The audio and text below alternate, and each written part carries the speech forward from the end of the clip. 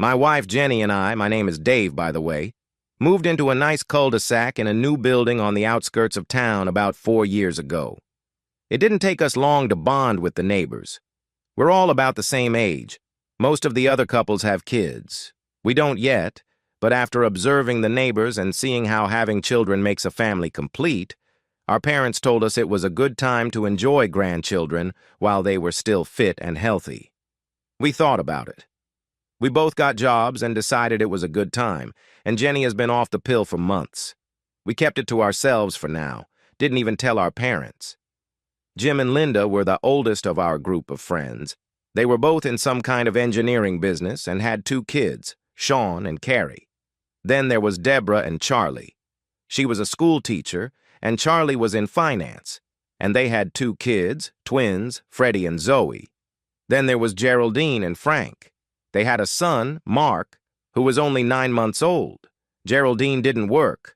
Frank was in the insurance business. That left Carol and Brian. They had a daughter, Felicity. Jenny worked in a bank, and I was a project manager for a local construction company. We built these houses. Jen and I were the youngest in the group. We gathered at Brian and Carol's place for one of Brian's fantastic barbecues. There were a few other neighbors there, but they were our very good friends. The men all became friends. We played golf regularly, and the girls went to a bachelorette party once or twice a month. When the girls went, the men would gather all the kids in one house and spend a nice evening alone just chatting about this and that over a pint or 2 of beer. Then, around 9 o'clock, we'd go home because the kids were tired. Even if we didn't have kids yet, I was still invited. Even the kids joined in. It was very civilized. At the barbecue, we dispersed to our groups. The men stood by the barbecue so we could chat with Brian, and all the drinks were there. Brian spared no meat, peri-peri marinated chicken, seasoned pork loin, herb-marinated chunks of lamb and ribs smoked in barbecue sauce.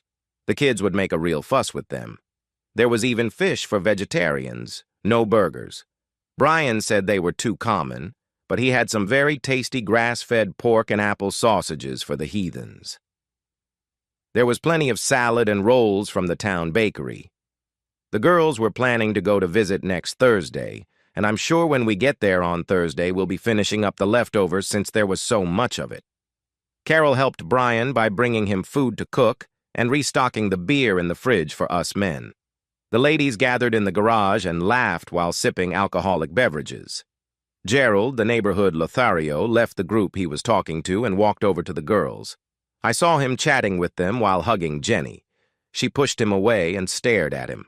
She saw me watching and smiled weakly. Gerald took the hint and went off in pursuit of other prey. We discussed the morning's golf game. Brian had performed particularly poorly, and we teased him, and then he reminded us that the food and beer were in his hands. We all laughed about it and said he was just unlucky. Brian asked me to get some more charcoal from the garage. He liked real cooking coal, not briquettes or gas, and kept a supply of it in the back of his garage. I carefully slipped past Brian's car, grabbed the bag of coal, and noticed that I could overhear what the girls were talking about since the garage window was slightly ajar. I heard Lynn say, "So, Debs, how are things going with Ralph?" "I'm going to dump him. He's getting too clingy and Charlie is starting to suspect something. I'm going to miss the sex, though. Ralph cares about quantity over quality, but I like doing it across his desk at work." "And you, Lynn, how are things going with your soccer player boyfriend?" Debbie asked. "He's fine. Jim is better in bed, but because of this excitement, I may have to dump him soon, too. He's not worth losing Jim over." Debbie said to Jerry, "I suppose young Mark has slowed down your adventures?" "Yes, I'm too tired to play anyway. Frank satisfies me. Well, for now." She giggled. "Are you still hearing about Harry?" Jenny asked. "I'm getting weird messages. He keeps asking if we can get back together. If I wasn't so tired, I'd meet up." "How's your sex life, Jen?" Jerry asked, and I thought I heard a giggle in her voice. "Dave is great, but he could teach my boyfriend something else, as Lynn says." It's arousal, I heard Debbie say quietly. Hey, just don't let Carol hear about our fun or she'll dump us right away. Lynn, are you going to be there Thursday night or are you going out with your soccer player? I'm not sure. They have an away match this week. He might not be there on Thursday. Hey, Debs, it'll give you a chance to see Ralph. Are you going to break up with him on Thursday after the final match? The boys are leaving to play golf next week. If either of you babysit the twins, I'll spend the last couple days with Ralph and then give him a smack upside the head. Jen, could you do that for me? Practice it when you have a baby of your own. Okay, I'll do it, but don't you mean the last couple nights? Jen said, which elicited a raucous laugh. I was having a hard time holding on to the coal. I went back outside and gave the coal to Brian. I suggested the guys join the wives and see what they were laughing about. As we approached them, a smile froze on my face and I tried to contain my anger. I decided not to bring any drinks with me. It could be dangerous. We walked over and stood next to our spouses. What's so funny, girls? I asked. Nothing, Jerry replied. Just chatting. I looked at Debbie. Chatting about how you're going to spend a couple nights with Ralph while we play golf next week and then dump him. What? Who's Ralph? Debbie asked, fear reflected on her face. Ralph, I think he works at your school. You like to do it across his desk, but you're going to dump him because he's gotten too clingy and Charlie's starting to suspect something, but you're going to miss the sex. Hopefully, Charlie can step up. Charlie hissed, Ralph, that damn ass-wiping principal, he exclaimed. Mouths were open. No one moved. Looking at Linda, I continued. At least you'll still have a chance to run with the soccer player even if Jim is better in bed, but not this Thursday because they have an away match. I looked at the other girls. That will save you from having to lie to Carol when Linda doesn't come to your bachelorette party because she's with a soccer player. Jim looked at Linda. The girl started to hiss. Looking at Geraldine, I said, Have you arranged a meeting with Harry yet? I'm sure he can get your adventures back on track. Looking at Frank, I said, I guess a DNA test is next on the list, buddy. There was silence in the crowd. I reached out and took Jenny's left hand. She tried to pull away. I squeezed it. She cried out in pain. The garden became quiet. Everyone was looking at us. I removed her wedding and engagement rings from her finger. And I have no intention of teaching your boyfriend anything. Now you'll have time to babysit Freddie and Zoe next week while we play golf, so Debbie can flirt with Ralph one last time. And you'll also be able to keep an eye on young Mark so Geraldine can resume her adventures with Harry earlier than planned, unless, of course, you don't have any plans with your boyfriend. I felt a hand on my shoulder, pulling me along. Leave her alone. It was Gerald. Was he her boyfriend? Not that it mattered. My right fist slammed into his face. It hurt like hell. Her rings dug into my palm as it made contact with Gerald's face. He fell back into the crowd watching the show. I stepped back, removing my wedding ring. Walking past Brian's barbecue, I threw all 3 rings into the very heat. There was silence in the garden. Jenny caught up with me halfway home. There's no boyfriend. I was just following Debbie and Linda. Trust me, there is no boyfriend. You are my one and only. Prove it. I can't. Please, believe me. No. I'm innocent until proven guilty, right? I nodded, but kept walking. I got to the house first, walked in, and closed the door behind me. There was a lot of knocking on the front door. I sent Jenny's parents a text, telling them what I overheard while I was in the garage. Then I turned the phone off. Her parents lived 20 minutes away from the house. About 15 minutes later, there was a much louder knock on the door. It could have been her father or possibly Gerald. I turned on the phone and called her father.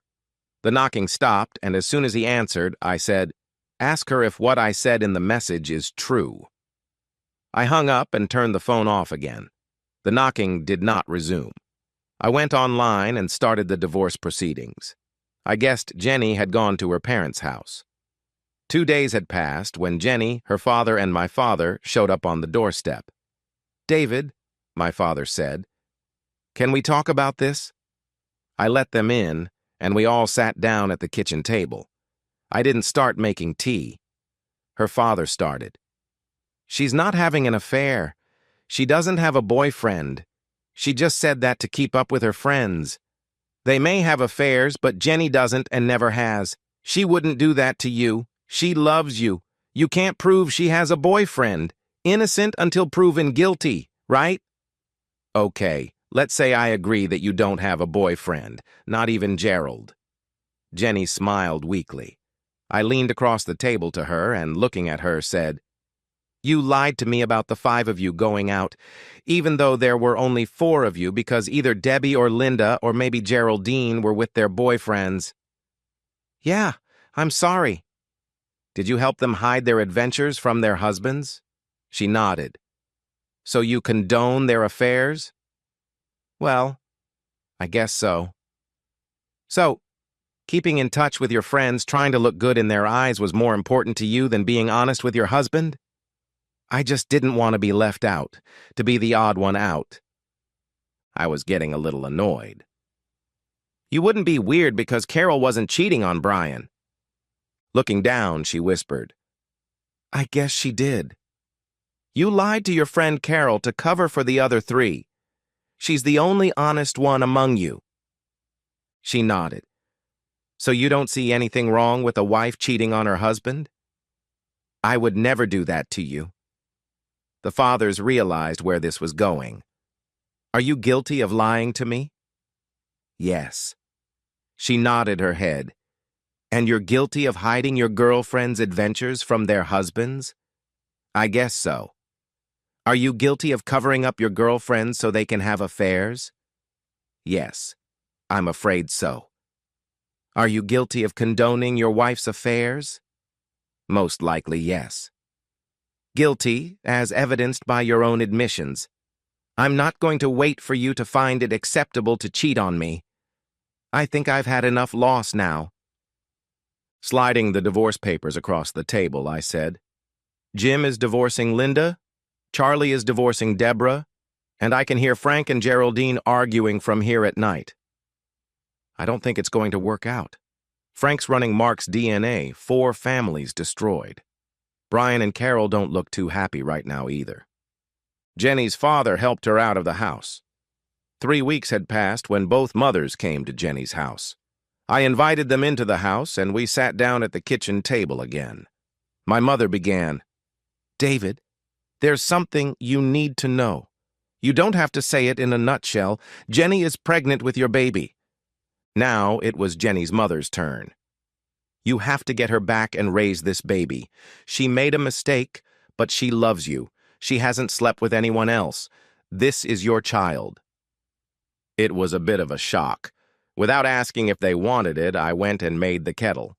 That gave me time to think.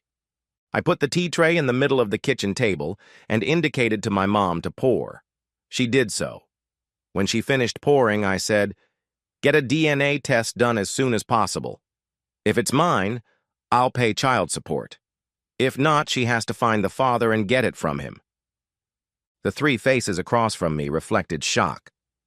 Jenny's mother opened her mouth. I raised my hand. She closed it. I had time to think while I made tea, but it would be long, so I took a sip and, looking at them, began. "She lied to me, lied to her friends, lied to their husbands, hid her adventures from them. It seems lying comes easy to her. So who's to say she's not lying about having a boyfriend? Gerald was very friendly with her at the barbecue. Maybe the baby is his? She thinks it's okay to have affairs. If it wasn't, she'd tell me or the husbands. She tried to convince wives not to cheat on their husbands. But no, she tells us that she made up another lie about having an affair, yet claims she didn't. I'm not sure which of those 2 claims is true. If she wasn't okay with her husband cheating, she wouldn't have agreed to babysit Deborah's kids in order to spend a couple nights with Ralph. So apparently, in her mind, cheating on her husband is okay. So if she hasn't cheated on me yet, it's only a matter of time because she thinks it's normal. I don't, and I'm not taking any chances. Send me the DNA evidence. If it's mine, I'll pay for it." Now, if you'll excuse me, I have some things to do to get the house ready to sell." I stood up, walked to the front door, and opened it, inviting them to leave. 2 days later, Linda, Deborah, and Geraldine were standing at my front door. I invited them in, but did not put the kettle on for tea or coffee. All alcoholic drinks were put outside the window. They told me that Jenny wasn't having an affair. They knew she was lying to keep up with them. I asked them why they didn't talk her out of it. Because if I found out she was having an affair or lying about an affair, whichever was true, it would damage our marriage. I didn't get an answer. Obviously, they hadn't thought about it.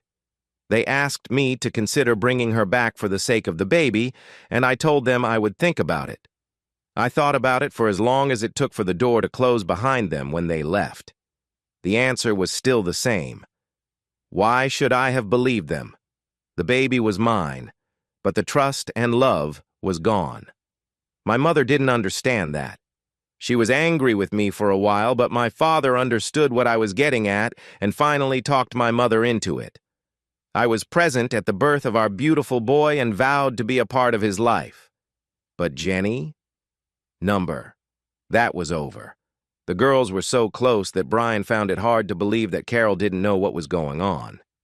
We learned that Brian sent Felicity for DNA testing because he'd lost trust in Carol. Carol was mad at Brian because he didn't trust her. Felicity belonged to him. Now even completely innocent people were caught up in the story. Their marriage was ruined. Brian told me later that there was a lot of talking and apologizing. Perhaps their marriage will survive. I hope so, but I'm sure others, including mine, won't survive. When so many houses appeared in the same cul-de-sac at the same time, prices plummeted and no one could afford to sell their house. It became one of the most disadvantaged places in the city.